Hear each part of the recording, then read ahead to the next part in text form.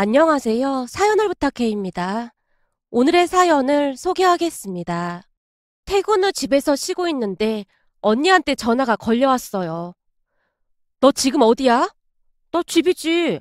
저기 너 말이야. 잠깐 좀 나와야겠다. 지금? 언니 오늘 회식이라고 하지 않았어? 그럼 설마 나보고 회식하는 곳으로 오라는 말이야? 뜬금없는 언니의 말에 제가 놀란 채 물었는데요. 순간 언니가 그 끝을 알 수도 없을 정도로 긴 한숨만 내쉬고 있었어요.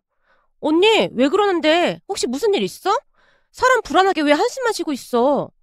있잖아. 엄마 아빠 눈치채면 난감하니까 너 옷 갈아입고 집 밖으로 나와서 나한테 다시 전화해. 지금 무지 급한 일이라 빨리 나와야 해. 어? 급한 일? 괜히 엄마 아빠 알면 걱정하니까 조용히 나오라고. 순간 언니의 목소리에서 절망감 같은 것이 느껴졌다고 해야 할까요? 무엇인가 심상치 않음을 느낀 제가 급히 옷을 갈아입고는 밖으로 나가고 있었는데요. 지수야, 너 어디 가? 엄마, 나 태연이가 잠깐 나오라고 해서 나갔다 올게. 너무 늦게 들어오지는 마. 알았어, 걱정하지 마. 제가 빠른 걸음으로 1층으로 나와서 언니에게 전화를 했습니다. 언니, 나 지금 1층으로 나왔어. 무슨 일인데 그래? 진짜 뭐 이런 그지 같은 일이 다 있냐? 암튼 더 빨리 경찰서로 와야 할 것 같아. 뭐? 경찰서? 언니 무슨 일 생겼어? 그게 아니라 이게 전화로 설명하기가 좀 그렇다. 네가 와서 상황을 좀 봐야 할 것 같아. 지금 이 상황을 도저히 내 입으로 설명을 못 하겠어. 지금 경찰서 주소 보낼 테니까 여기로 좀 와. 운전 조심하고. 라며 언니가 제게 문자를 보내줬어요. 경찰서라는 말에 심장부터 두근거리기 시작했는데요. 그동안 살면서 경찰서에 가본 적이 단 한 번도 없었거든요. 우선 경찰서라는 단어 자체가 무슨 큰일이 일어나야만 가야 하는 곳이잖아요. 머릿속에 별의별 생각이 다 들었기에 무슨 정신으로 운전을 해서 경찰서까지 갔는지 기억조차 나지 않았습니다. 잠시 후 경찰서에 들어서자마자 언니가 손을 번쩍 들어서 저를 불렀어요. 그런데 그곳에는 언니만 있는 게 아니라 제가 너무나도 잘 알고 있던 남자들이 꼴이 엉망이 된 채 앉아 있었습니다. 언니, 이게 무슨 일이야? 예비양부랑 태연이가 여기 왜 있는 거야? 그리고 저 두 사람 몰골은 왜 저래? 저 두 인간들이 말이야. 오늘 둘이 만나서 술 마시다가 저 난리를 친 모양이야. 아니, 둘이 난리 칠 게 뭐가 있다고 그래? 너 내 말 들으면 아주 깜짝 놀랄 거다. 라며 언니가 두 남자를 있는 대로 노려보고 있었는데요. 예비양부와 남친이 고개를 푹 숙인 채 아무런 말도 못하고 있었습니다. 도대체가 무슨 상황인가 싶어서 제가 세 사람을 번갈아가며 바라보고 있던 찰나에 언니가 한마디를 더 했습니다. 문제는 저 둘이 절대 합의를 안 하겠다고 저렇게 버티고 있다는 거야. 근데 대체 왜 싸운 건데? 다 큰 어른들이 뭐 하는 짓이야? 그게 말이야. 저 두 인간들이 싸운 이유를 들으면 너 완전 경기할 거다.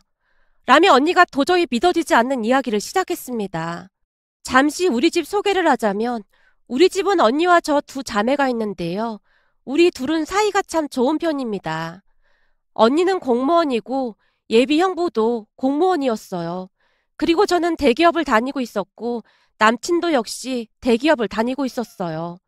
언니와 저는 둘 다 결혼 이야기가 나오고 있던 상황으로 언니가 결혼을 한 다음 우리가 결혼을 하기로 한 상태였습니다. 언니와 저는 사이가 많이 좋은 편으로 서로에게 많이 의지하곤 했어요. 그랬기에 언니 커플과 우리 커플이 같이 만나는 날도 많았고요. 다행이었던 것은 예비 형부도 그렇고 제 남친도 그렇고 성격이 좋은 편이라 넷이서 참 잘 어울리기도 했습니다. 그러던 어느 날은 그날도 넷이서 한 식당에서 식사를 하고 있었는데요. 그때쯤은 남친이 우리 언니에게 처형이라는 호칭을 사용했고 저도 예비 형부에게 형부라는 호칭을 사용하고 있었어요. 남친이 언니에게 조용히 물었어요. 근데 처형도 그렇고 지수도 그렇고 둘 다 사업에 관심도 없다고 하는데 그럼 아버님 사업은 어떻게 되는 거예요? 아무리 그래도 지금까지 아버님이 키운 회사인데 둘 중 한 사람이 물려받아야 하는 게 아닐까요? 글쎄요. 지수도 그렇고 나도 그렇고 사업에는 영 관심이 없어서 말이에요. 전에 한 번 가족들끼리 그 얘기를 한 적이 있긴 한데 우린 그냥 전문 경영인한테 맡기는 게 낫다고 생각하고 있어요. 지수나 나나 사업의 사자도 모르는데 괜히 잘못했다가 망하기 십상이잖아요. 아무리 그래도 생판 남한테 맡기는 건 좀 그렇지 않을까요? 사업이라는 게 원래가 자식들이 물려받아야 하는 거잖아요? 틀린 말은 아니지. 이왕이면 자식들이 물려받는 게 맞긴 하지.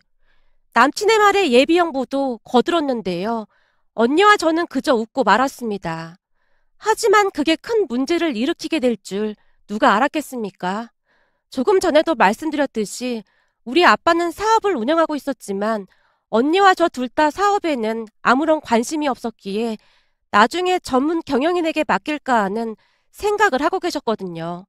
물론 아빠는 우리가 결혼하면 사위가 물려받아도 좋을 것 같다는 말을 자주 하시긴 했지만 우리 둘 다 결혼 이야기가 나왔음에도 그런 이야기를 입에도 올리지 않았기에 우리는 크게 신경 쓰지 않고 있었어요.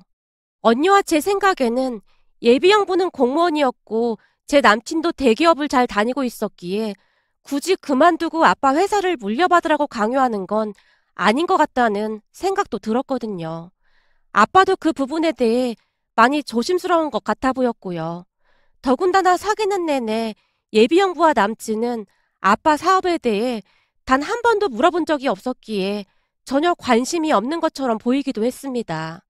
그런데 그 아빠 사업으로 인해 집안이 발칵 뒤집어질 줄 누가 알았겠습니까? 그날 경찰서에 있던 예비 형부와 남친이 다툰 이유가 우리 아빠 사업을 서로 물려받겠다고 말다툼을 했다고 하네요. 그렇게 알게 된 사실인데요.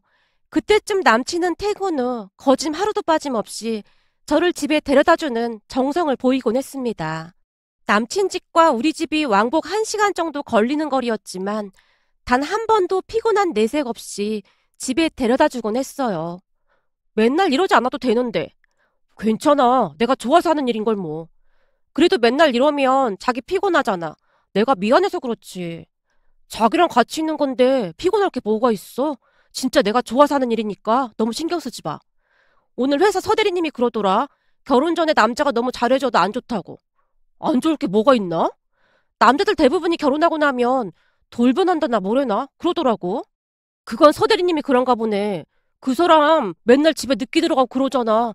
저번에도 그것 때문에 이혼한다 만다 난리도 아니었대. 진짜? 하긴 서대리님이 좀 불량해 보이긴 했어. 난 절대 안 그러니까 아무 걱정 안 해도 돼. 알았지? 남친은 세상에서 가장 다정다감한 그런 사람이었습니다. 그런데 그날은 친구들과 약속이 있다면서 저 혼자 들어가라고 했어요. 진짜 미안해서 어쩌지? 오늘은 친구들이랑 약속이 있어서 못 데려다 주겠다. 그동안 자기랑 데이트하느라 친구들을 너무 못 만났더니 친구들 불만이 이만저만이 아니더라고. 난 괜찮아. 잘됐다. 오늘은 친구들하고 즐거운 시간 보내. 갑자기 말한 건데 이해해줘서 고마워. 우리 자기는 얼굴도 예쁘고 마음도 이렇게나 넓어서 어찌나 좋은지 모르겠어. 아부선 발언 그만하고 얼른 가기나 하시죠. 제가 남친의 등을 떠밀다시피 하고는 집으로 돌아왔는데요. 그날 남친은 친구를 만나러 간 게 아니라 예비 형부를 만나러 갔던 모양이었어요.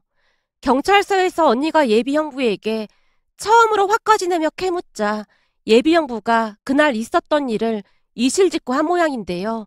예비 형부의 말에 의하면 먼저 만나자고 전화를 한 사람은 제 남친이었다고 합니다. 그렇게 두 사람이 한 술집에서 만났다는데요. 술이 들어가면서 약간의 취기가 오를 때쯤 남친이 예비 형부에게 물었다고 하네요. 형님, 요즘 공무원 시험 합격하기가 하늘의 별 따기죠? 거기다 형님은 7급 공무원이니까 더 힘들게 공부하셨겠어요? 그렇긴 한데 원래부터 공부는 자신 있어서 뭘 배우는 건 엄청 빠른 편이에요. 공무원 시험도 내 친구는 3번이나 떨어졌는데 나는 한 번에 합격을 했거든요. 와, 진짜 대단하세요. 대단할 것까지 뭐 있나요? 요즘은 대기업 들어가기도 하늘의 별 따기잖아요. 학교 다니면서 공부 진짜 열심히 한 모양입니다. 에이, 그래봤자 공무원이랑 비교를 할 수가 없죠. 요즘 대기업은 개나 소나 다 들어가잖아요. 거기다 이 대기업은 공무원처럼 정년이 보장되는 게 아니라 항상 불안불안하기만 합니다. 대기업은 임원도 파리 목숨이거든요. 이번에 우리 부장님 한 분도 회사에서 통보받고 바로 짐 썼잖아요. 그런 거 보고 있으면 굳이 승진을 하고 싶지도 않더라고요. 근데 공무원은 철밥통이잖아요. 이럴 줄 알았으면 저도 공무원 시험이나 볼 걸 그랬어요. 절밥통이면 뭐 하겠습니까? 월급이 아주 작잖아요. 그때까지는 둘이서 서로를 칭찬까지 하면서 즐겁게 대화를 한 모양인데요. 점점 취기가 오르기 시작하면서 조금씩 자신들의 속내를 드러냈다고 하네요. 형님, 예비 장인어른이 사업을 전문 경영인한테 맡긴다는 거 어떻게 생각하세요? 글쎄요. 대단하시다는 생각도 들고 좀 그렇더라고요. 그렇잖아요. 아무리 자식의 사업에 관심이 없다고 해도 대부분은 자식들이 물려받길 원할 텐데 어떻게 그런 생각을 하신 건지 놀랍더라고요. 그렇긴 하죠. 그치만 아무리 그래도 저는 자식들이 물려받아야 한다고 생각합니다. 예비 장인어른께 딸만 있는 건 아니지 않습니까? 그게 무슨 말이에요? 그렇잖아요. 형님도 그렇고 저도 그렇고 결혼하고 나면 사위가 되는 건데 사위도 자식이나 매 한 가지잖아요. 그럼 사위도 충분한 자격이 있다고 생각합니다. 아마도 예비 형부는 그때까지도 그런 생각을 깊게 하고 있진 않았던 것 같은데요. 남친의 말에 예비 형부의 마음이 순식간에 변한 것 같았어요. 그렇긴 하네요. 사이도 자식인데 충분히 그럴 자격이 있긴 하죠. 당연한 거죠. 제가 예비 장인어른 회사에 대해 좀 알아봤는데 매출액이 장난이 아니더라고요. 형님이 공무원이라 잘 모르나 본데 이 월급쟁이랑 사업해서 돈 버는 거랑은 완전 차원이 다르거든요. 평생 직장생활 해봐야 몇 푼이나 벌겠어요. 남자는 모름지기 사업을 해야 하는 겁니다. 하긴 제 친구 아버지도 사업을 하는데 우선 친구가 타고 다니는 차부터가 다르긴 하더라고요. 그럼 나도 이번 참에 공무원 때려치우고 사업이나 해볼까요? 시간이 지나면서 더욱 치기가 오른 예비형부의 입에서 그 말이 터져나왔고 그 말이 야심 많던 남친의 심기를 제대로 건드린 모양이었어요. 네? 그게 무슨 말입니까? 형님이 사업을 해보겠다니요. 그렇잖아요. 사이가 둘인데 그중 내가 맞사이니까 사업을 물려받으려면 맞사이가 물려받는 게 맞는 말이잖아요. 에이, 그건 아니죠. 형님은 어렵게 공무원 시험까지 합격해놓고 사업하기엔 좀 아깝죠. 사업은 저같이 파리 목숨인 사기업 직원들이 해야 하는 거죠. 거기다 형님은 과도 공대 쪽으로 나왔다고 들었습니다만 저는 이래봬도 경영학과 출신입니다. 혹시 아시는지 모르겠지만 대기업 오너들이 자식들한테 경영학 수업까지 따로 시킨다고 하잖아요. 근데 저는 이미 그 과를 나왔으니 바로 승계받을 수 있는 거 아니겠습니까? 그러니 제가 사업을 물려받는 게 당연한 거죠. 아니죠. 이 사업이라는 것도 머리가 엄청 중요하다고 알고 있습니다. 근데 사실 문과랑 이과랑 비교가 안 되긴 하죠. 문과는 이과 갈 실력이 안 되는 사람들이 가는 곳이잖아요. 특히 남자라면 다들 공대가 로망 아니겠습니까? 내가 이과 정도 나갔으니까 공무원 시험도 한 번에 붙은 거고 말이죠. 잘 나가는 기업들 중 자식이 머리가 나빠서 회사 망하게 하는 기업이 다 그래서 그런 겁니다. 그런 거 보면 대부분이 문과 출신 자식들이 많더라고요. 아마 그때쯤부터 둘 다 제정신이 아니었던 것 같은데요. 예비 형부 말대로 남친은 평소 본인이 문과를 나온 것에 대한 약간의 자격지심 같은 것이 있었습니다. 언젠가 한 번은 남친이 말하길 수학과 과학에 전혀 소질이 없었다고 했으니까요.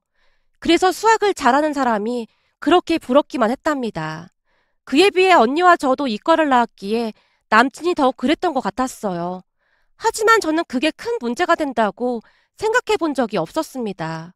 비록 남친이 수학 과목에 자신이 없어 하긴 했지만 남친은 문학적으로 뛰어난 편으로 제게 손편지를 많이 써주기도 했기에 저와는 다른 남친에게 매력을 느끼곤 했거든요. 그런데 그날 예비 형부가 남친의 자존심을 제대로 건드리고 말았고 결국에는 둘이서 말싸움까지 번진 모양이었어요.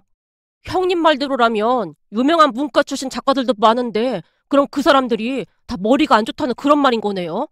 역시 공무원이라 그런지 참 생각하는 게 구닥다리 방식이네요. 내가 이래서 공무원들 안 좋아하는 겁니다. 뭐야? 쟤네 지금 말 다 했어? 그렇잖아요. 사실 까놓고 다들 공무원이 철밥통이라고 부러운 듯 말하지만 철밥통이기 때문에 공무원 합격하고 난 뒤부터는 그냥 세워라 내워라 그렇게 사는 거 아닙니까? 우리 같은 사기업 다니는 사람들은요. 하루하루를 얼마나 바쁘게 사는 줄 아십니까? 승진 시험에다가 실적도 챙겨야죠. 거기다 영어 회화뿐만 아니라 제2 외국어도 배워둬야 그나마 회사에서 인정을 받거든요. 그러니 철밥통 공무원 새님들이 뭘 알기나 하겠습니까? 야, 너 말 다 했어? 너야말로 공무원이 얼마나 빡신 줄 알지도 못하면서 어디서 입을 함부로 나불대고 있어? 그래봤자 공무원 아닙니까? 뭘 잘못해도 잘리지 않는 철밥통 공무원 말입니다. 너 이제 보니 진짜 양아치구나. 내가 양아치긴 뭘 양아치란 말입니까? 문과 출신들 비하 발언을 한 건 내가 아니라 당신이 먼저 했잖아. 어디서 어줍지 않게 입을 나불대고 있어. 그 뒤 예비양부가 남친의 멱살을 잡았고 순식간에 둘이 술집 바닥을 나뒹굴게 된 모양입니다. 결국 술집 주인이 경찰에 신고까지 하게 되었고 말이죠. 문제는 경찰서로 온 뒤 예비형부가 바로 언니한테 연락을 했던 모양인데요. 둘이 합의를 안 하겠다고 버티고 있었기에 저까지 부를 수밖에 없었다고 하네요.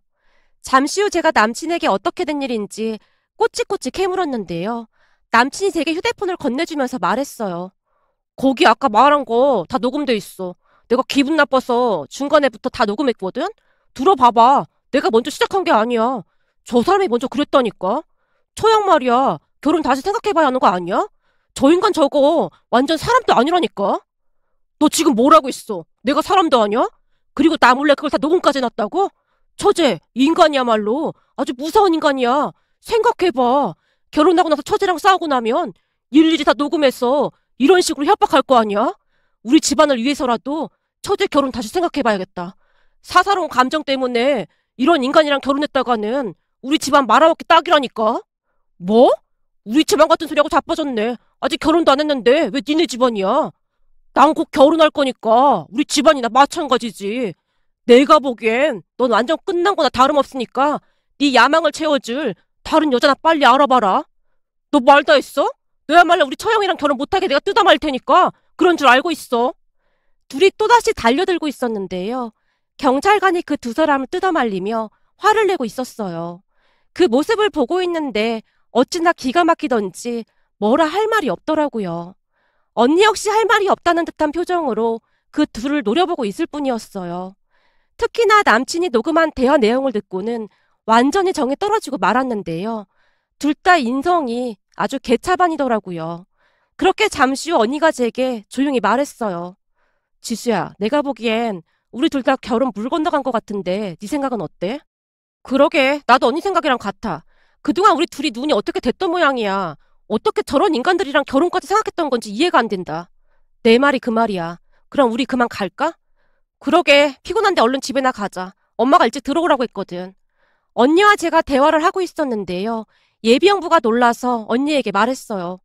자기야, 설마 나 그냥 두고 가는 거 아니겠지? 자기는 누가 자기야. 너 앞으로 나눈 척도 하지 마. 그동안 가면으로 잘도 숨기고 있었네.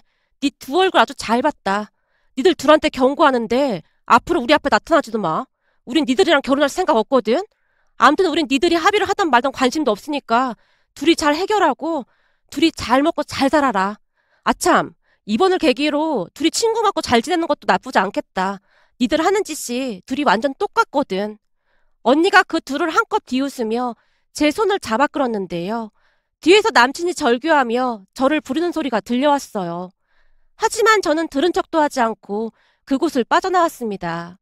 그 뒤 두 사람이 잘 해결은 한 모양으로 다음날 남친이 제게 전화를 걸어왔어요. 자기야, 난 진짜 억울해. 자기도 녹음 내용 다 들었잖아. 시작은 그놈이 먼저 했다니까? 됐으니까 앞으로 연락하지 마라. 결혼 전에 니들 실체를 알게 돼서 얼마나 다행인지 모르겠다. 우리 부모님께도 다 말했으니까 그런 줄 알고 있어. 라며 전화를 끊었는데요. 다음날 저녁 남친이 우리 집까지 찾아와서 부모님 앞에 무릎까지 꿇고는 울면서 말했어요. 어머님, 아버님, 저는 정말 억울합니다. 저는 지수를 정말 사랑합니다. 자네 마음 잘 알았으니 그만 돌아가 보게나.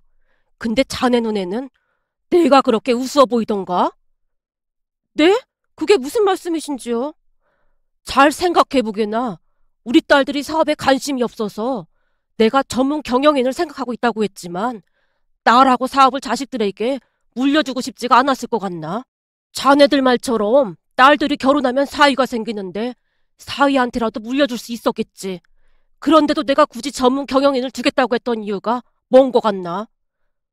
네? 저도 그게 좀 이해가 안 되긴 했습니다. 그래서 자네들이 안 되는 거야. 딱 보던 순간 한눈에 알아봤네. 둘 다 사업을 할 사람들은 아니구나라고 판단했다 그 말이야. 다만 우리 딸들한테 잘하고 딸들이 좋다고 하니 결혼을 반대하진 않았지만 절대 사업을 맡길 만한 그런 사람들은 아니라고 다 한 번에 알아봤지. 근데 내 눈이 절대 틀리지가 않았구만. 역시나 정확했어. 오히려 자네들이 나서서 파혼을 하게 됐으니 감사하다는 말까지 하고 싶네. 네? 그게 무슨 말씀이세요? 이제부터는 내가 직접 사윗감을 찾아볼 생각이거든. 그러니까 한마디로 인성도 좋고 내 사업을 이어받을 만한 사람으로 내가 직접 찾아서 우리 딸들과 결혼시킬 생각이네. 내가 이번에 자네들이 하는 짓 보고 느낀 게 참 많거든. 자네 같은 인간들이 엄청 많을 텐데 어디 무서워서 딸들 결혼이나 시키겠나? 그만하고 돌아가게나. 우린 더 이상 할 말 없네. 아빠가 남친을 노려보다가는 밖으로 내쫓아버렸어요. 남친이 울면서 아빠의 바지가랭이를 자꾸 늘어졌는데요. 그 모습이 어찌나 취해 보이던지 조금이나마 남아있던 정도 뚝 떨어져 버렸답니다. 그 뒤 언니 남친도 찾아와서 비슷하게 빌어대다가는 역시나 쫓겨났고요. 그렇게 언니와 저는 둘 다 파혼을 하게 되었답니다. 하지만 우리 둘 다 절대 후회는 하지 않았습니다. 차라리 결혼 전에 본색을 드러내준 두 인간들에게 감사한 마음뿐이었으니까요. 그런데 그 일을 겪고 난 뒤부터 언니가 갑자기 아빠에게 선포했습니다. 생각해봤는데 우리가 사업을 좀 배워보면 어떨까 싶어. 안 해봐서 잘 못하겠지만 아빠 아직도 건강하시고 충분히 경영 수업 받을 시간 있지 않을까 싶어서 말이야. 그럼 나야 좋지만 니들은 사업하는 거 싫다며. 그냥 자신이 없긴 했는데 지수랑 나랑 둘이 하면 못할 것도 없지 않을까 싶어서 말이야. 특히나 지수는 대기업에 근무해서 감이 더 빠를 수도 있고 말이야. 지수나 나나 일할 때마다 그 인간들 마주하는 게 싫기도 하고 말이야. 그래, 니들이라면 충분히 할 수 있을 거다. 잘 생각했다. 둘 다 회사 정리하고 한번 열심히 배워봐. 니들 말대로 아빠가 아직 건강하게 잘 운영하고 있는데 뭘 걱정을 해? 라는 말을 했습니다. 그렇게 우리는 아빠 밑에서 처음부터 다시 일을 배우기 시작했어요. 나름 일이 재밌기도 하고 보람차기도 했답니다. 그렇게 몇 년이란 시간이 지나갔는데요. 어느 날 전에 다니던 회사에서 친하게 지내던 직장 동료가 제게 전화를 해서 아주 꼬시다는 듯이 말했어요. 구태현 씨 말이야. 사업한다고 회사 그만두고 퇴직금까지 받아서 카페를 차렸었거든? 뭐 원두가 최고급 원두라나 뭐래나? 엄청 떠들고 다녔거든. 한 몇 달 동안은 몫이 좋아서 장사가 잘 되네 뭐하네 목에 힘까지 주고 다녔다고 하더라고. 근데 얼마 전에 그 바로 근처에 진짜 저렴한 커피 프랜차이즈가 또 생겼다지 뭐야. 그래서 엄청 타격을 받고 있다고 하더라고. 최고급 원두인가 뭔가 그런 거 하나도 필요 없더라. 사람들이 가격만 보고 저렴한 가격으로 파는 카페로 간다나 봐. 결국에는 가게를 내놔야 하나 말아야 하나 엄청 고민하고 있다고 하더라고. 개풀 사업은 아무나 하냐? 내가 설레발치고 돌아다닐 때부터 알아봤다니까. 라는 말을 했거든요. 그 이야기를 듣는데 더욱 정신이 번쩍 들었답니다.